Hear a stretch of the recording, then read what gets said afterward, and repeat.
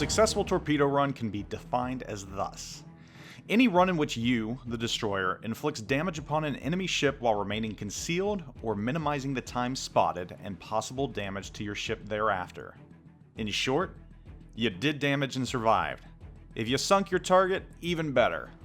There are three parts to every successful torpedo run: approach, attack, and egress, or exit. Approach is the action of maneuvering into position to attack. Your attack is actually launching your torpedoes, and your egress is getting out of dodge safely.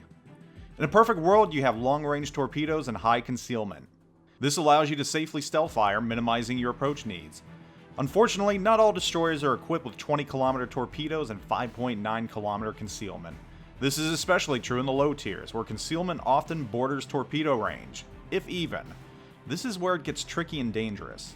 This guide is designed to help you understand the mechanics of torpedo marksmanship and to ultimately inflict damage while surviving. First and foremost, what are the best targets to fire at? This is somewhat obvious. Straight sailing battleships or cruisers. These represent the greatest opportunity. There are many factors that might get in your way though. Enemy destroyers can spot you, as can enemy planes. Just even getting in position can be a challenge. But let's say for this lesson, you successfully maneuvered close enough to the vicinity of a ship that you feel you can launch at successfully. How do you maximize your lethality while maintaining safety? Before you even start, you need to memorize both of these stats for your destroyer. Remember what your concealment and your torpedo range is. There's even a neat ability in your mini-map to turn on indicator rings to take the guesswork out of it. For this lesson, we're going to assume that your torpedo's maximum range is equal to or only a few kilometers more than your concealment. This is the case with most low and mid-tier destroyers. So think of a ship with no stealth buffer, or a buffer of only a few kilometers. First and foremost, when you finally select your target, you need to pick your angle of approach in relation to that ship. You don't want to make a beeline towards the enemy. You need to take an angle that gives you control. This is one that allows you to safely close the gap between you and the enemy at a pace that allows for you to attack and egress. It is also an angle that gives you the best firing angles as well. You want to fire at ships heading towards you, not necessarily head on. If the enemy is indeed headed towards you head on, you don't want to close head on. The best practice is to maintain a 35-degree or less angle with the enemy in order to gain control of the rate you close in on it and presenting a higher likelihood of your torps hitting. If the enemy is traveling 35 to 90 degrees, their approach being that steep will make it less likely for multiple torp hits, and they might all miss completely. Now for the tricky part. When do you attack and release your torps? The easy answer is, if you're closing the distance with the enemy ship, you don't want to fire when your torpedo's maximum range finally envelops the enemy. Especially if your concealment buffer is minimal. In layman's terms, if your torp range is 8 kilometers, you don't want to fire when the enemy is 8 kilometers out. I'm sure there's some trigonometry that can be used to calculate when to fire based on the speed of your ship, the speed of the torps, and the speed at which the enemy is closing. However, we don't have the luxury to do that in-game. So here's a little cheat. Fire your torps at the enemy when they're 2 to 4 kilometers out from the max range of your torps.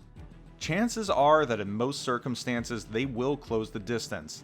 If your torps are in the 6 to 8 kilometer maximum distance range, you need to fire when the enemy is 2 kilometers from your max range. Over 8, and you can probably fire when the enemy is a little further out. Just a note on this. You'll have to adjust this based on the enemy's heading in relation to yours. A steeper angle and they'll close quicker. A wider angle, and you might need to hold firing until a little bit closer. Now for the attack, and there's an art to this as well. You do not want to maintain your course while you fire your salvos. Think of a pendulum. You want to swing away, and if at all possible, fire your torps at the apex of your arc, or even as you turn away. This piece is highly important because it leads naturally into your egress. With any luck, you'll have fired your torpedoes within your maximum concealment range. Keep in mind, even with a 2 kilometer concealment buffer, you might get spotted though. The speed of the enemy ship and their heading will play heavy into this. When you egress, if you're spotted, try to avoid using smoke if you can. Instead, use your speed boost to assist you in getting within your concealment range quickly. Don't fire your guns. If you absolutely cannot shake being spotted, use smoke as a last resort. There's a lot of feel associated with the torpedo run. Knowing your destroyer and its torps will help you judge whether the 2 to 4 kilometer rule needs to be adjusted. Now, what type of torpedo spread do you use?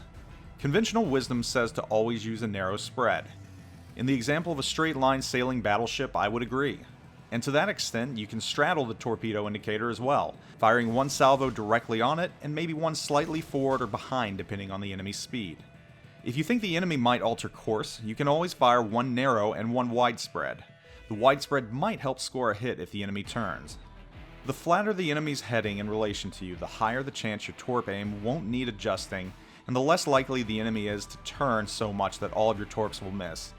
If you fire at an enemy traveling directly at you, or at a slight angle, then you might want to throw torps on both sides of your indicator in case they turn in one direction or the other.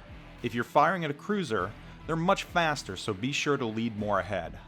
One narrow and one wide is not a bad idea against cruisers. So there you have it. They're the basics of torpedo approach, attack, and egress. Remember, fire at ships outside of your torpedo's maximum range if they're heading in your direction. The ship will close the gap and converge with the torpedoes, providing you with a better likelihood of escaping without being seen. Hope this lesson helps you in your future destroyer games. Thanks for watching. Zoop out.